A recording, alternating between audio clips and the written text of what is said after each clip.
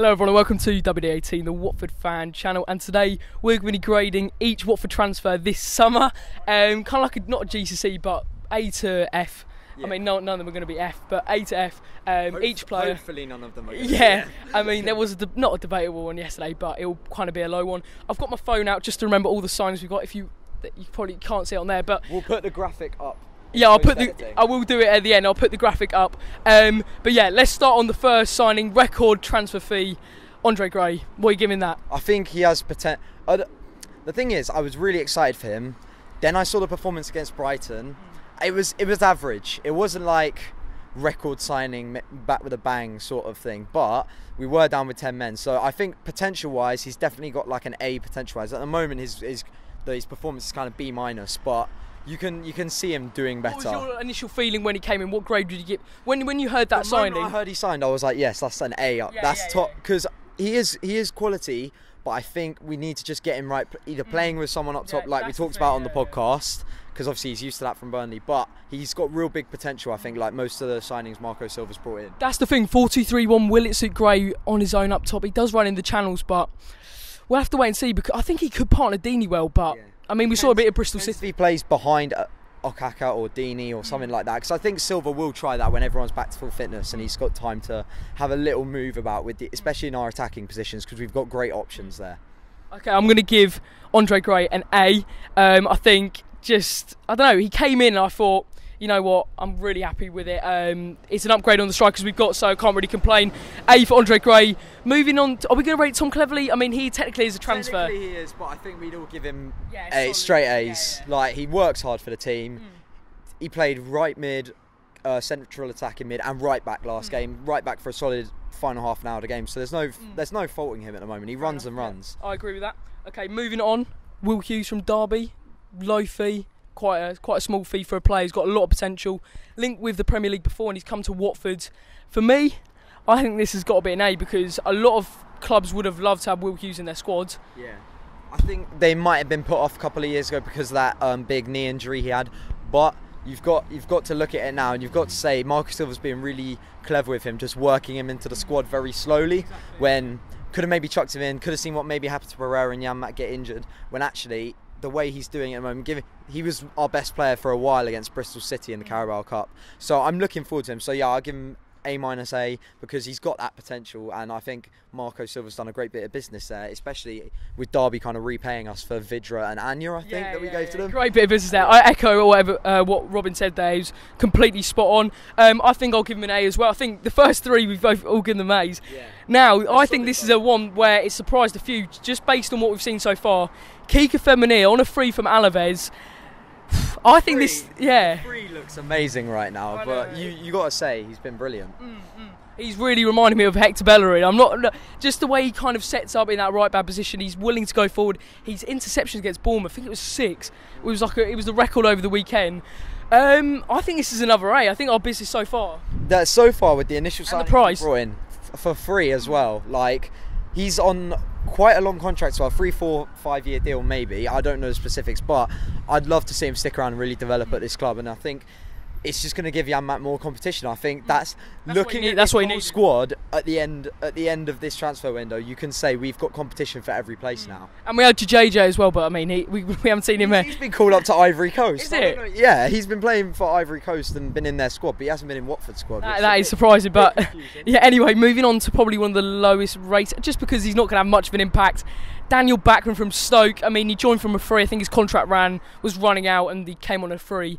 I think this has got to be quite an average one. I'm going to give it a C. I give him a C or a B because he's got potential to develop, and I think he will do that under Gomez and under Karnezis now coming on loan from Udinese. 2 pretty experienced goalkeepers who are only going to help him.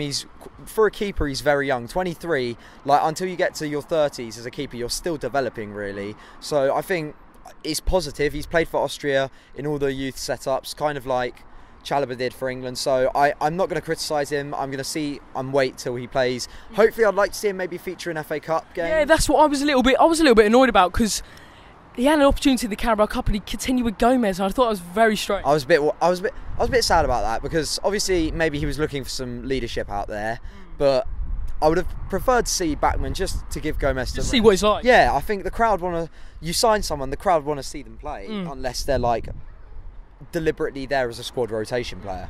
All right, moving on. I think we both agree C/B.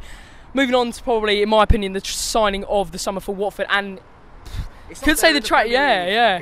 In the window in general. In terms of money and steals that have happened. £5 million, Nathaniel Chalobah.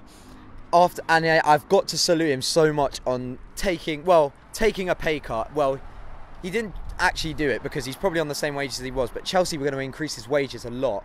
But I think he's got a connection with this club. I don't think he would have just gone to any old club. That first interview from us, I heard from him, and I was thinking, this boy loves the club. And I think we're seeing that with English players from the top clubs, and now Chamberlain.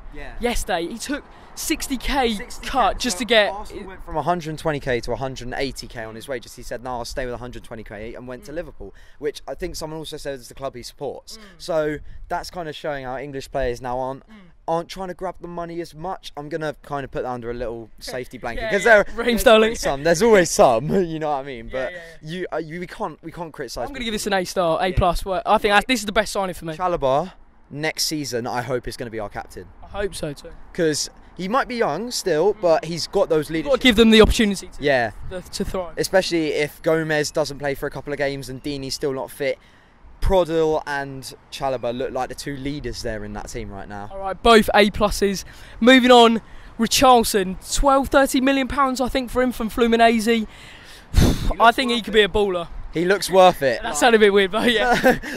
Brazilian, just start throwing the skill moves, like FIFA. Seriously, he's one of those people where you don't know much about him. You just know there's rumours. Obviously, the Neymar gets thrown out a lot with Brazil. I don't like it when they get. He said he was very good in his first interview or something. He said, "I don't want to be the new Neymar. I want to be Richarlison." And I think he's got his own style, and we can see that he's got a very, very strong cutting in from the left on his right foot. He's got a very strong right foot, and he works hard. You can see that from his goal against Bournemouth. Even on the ground, pretty much crushed by the Bournemouth defender, still gets it in the net. The kind of just commitment to get that, just getting in front of, who was it, Adam Smith? Adam Smith had a torrid time against Richarlison. It just shows he loves his football, and I think we want people like that at our club, which is glad because we didn't sign Kieran Gibbs, because I think Kieran Gibbs had the wrong motivation there. Yeah, because we want people that will enjoy playing football and that want to play football, and you can clearly see he wants to make an impact. So I'm giving him an A because I really see good potential for him. Yeah, I think so. I think when he came in, I was thinking, I don't really know what to expect. We like 5-minute YouTube clip and then see what he's like. But I think from what I've seen so far, I think he could really thrive under Marcus Silva. So I'm going to give him an A. I don't think it's better than Chalobah just because of the price. Although Richarlison looks like a steal if he does progress. But yeah, I'm going to give him an A. And then moving on to the last one, which is André Carrillo on a loan. I think we haven't seen much of him so far. He looked pretty solid. He was better than Andre Gray in that he made his debut and he was running quite a lot. And I'm looking forward to seeing what he does out wide. Because also when Pereira comes back, you've got Richarlison, Carrillo, Pereira. I think it's only going to push them to play better. And it's going to I don't think we're going to be seeing a lot of Amrabat now due to Carrillo. Well, I think we should do a little video on today's transfers because Akaka could be... Actually, no, will Akaka be off? Amrabat... Maybe. He could be going back to Spain because it shuts today, the Spanish transfer window. So, Amrabat leaving. I saw a story on Twitter today. Okaka still being sniffed at by Sevilla, and that could still happen. Mentioned it in the podcast earlier in the week, maybe we're not sure. But I don't think we'll give away Okaka. But Amrabat, if he does stay, he's going to have to work really hard for that place. Yeah, I think so too. But I think Carrillo's probably first choice right back. I think I'm going to give this a B. I think, just like Robin said, I don't think it's a massive kind of... It doesn't blow you away, but it is the signing we needed because it's an upgrade in Amrabat, I think. So I'll give it a B. Moving on to the 3 deadline day signings yesterday. We'll start from Marvin Zeegelaar.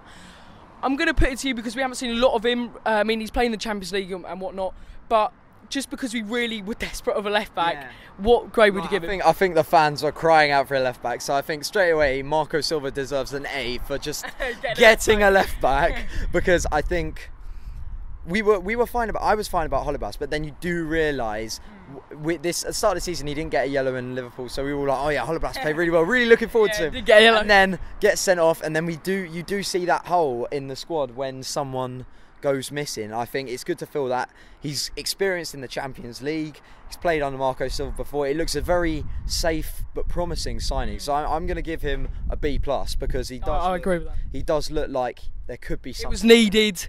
He looks like a decent player. He's got experience. It was a sensible signing. Yeah. Now moving on to another one, B+. I think we agreed on that one. Karnezis. Orestis Karnezis. I've pronounced it right for once. Greek international. Goalkeeper. I think he's the first choice goalkeeper. Yeah. I don't know. This is kind of thrown Gomez's future up in the air. Is he number one now? I think Gomez is still number one until Karnezis proves it. Because Karnezis is obviously here on the season-long loan, which I can see that turning into a deal next year. Option, yeah. Because I think Gomez is now looking at the final seat. It's really sad to say because I think we all love him around the ground, but he is looking at maybe his final season. But I think Karnezis will learn from Gomez. He's even being experienced as he is. I think goalkeepers working together in training will always push them to do well. So I still think Gomez will start, but I think Karnezis is a good bit of business because people were a bit worried because Pantilimon, not all that. West Brom were interested. I'm surprised he didn't go. Yeah, but I'm glad now that we brought in Karnezis because now I just feel a bit more confident that we've got another. Gomez can't just sit too comfortably during the week. I get what you mean, I think that's what it came across a little bit, that Gomez was getting a little bit comfortable, and it's a bit of a wake-up call for him that he's got to keep performing, otherwise we've got a good goalkeeper who can take his place. I'll give this a B+, I think. B or B+, because as a keeper for Gomez you have to be performing on top league in the world, you could say. You've got to be on form. You can't really have lapses of concentration. I think he's maybe getting a few lapses, so I think that might just switch him into gear, but still nothing against Gomez, but Karnezis is still a good signing. Final signing, probably one of the most uninspiring signings by the sound of all the Watford fans. They weren't really amazed by it. Molla Wagué, whatever his name is. I'm going to call him Wague. Wague. You guys can tell how you pronounce it. Yeah, how do you pronounce it? You always must kind of tell how I should pronounce Richarlison. Richarlison. Yeah, I think Femenía. Femenía. That was the Spanish accent. And then it was like, it's Femenía, but it's fine because we appreciate any help, any feedback, any translation, to be honest. But yeah, to be honest, it's just filling a squad. It's just making sure FA Cup player. We have a fairly young. He's about 25 years old. He's made appearances for Mali. He scored 5 goals for Mali. Yeah, he gets called up to the Mali squad. So corners, you never know. But it's just good to have maybe a bit younger than we say. Kabul's getting a bit old. Britos we don't really like at the moment. Pradil's good, but he's a little bit slow. But I think he can make up for that. But I think having another young centre-back maybe to work alongside Kabasele in training, only going to help him. But I think it's safe to have him on. It's quite a small deal, I think. Yeah. It's low risk. It's a loan, but it's a small deal. So if he works out, fine, let's keep him. If not, he can go back to. I think I'll give this a B. I mean, he hasn't warranted anything to get a C because I haven't really seen him, but. Yeah, B-. B. Yeah, I think it's a low B, but that is our transfer grades for Watford. All of Watford's transfers this summer. Let me know in the comment. Let us know in the comment section below. Let us know in the comment section below what your player grades are for this transfer window. There's going to be some debate, I reckon. But yeah, subscribe if you're new, and we will see you next time.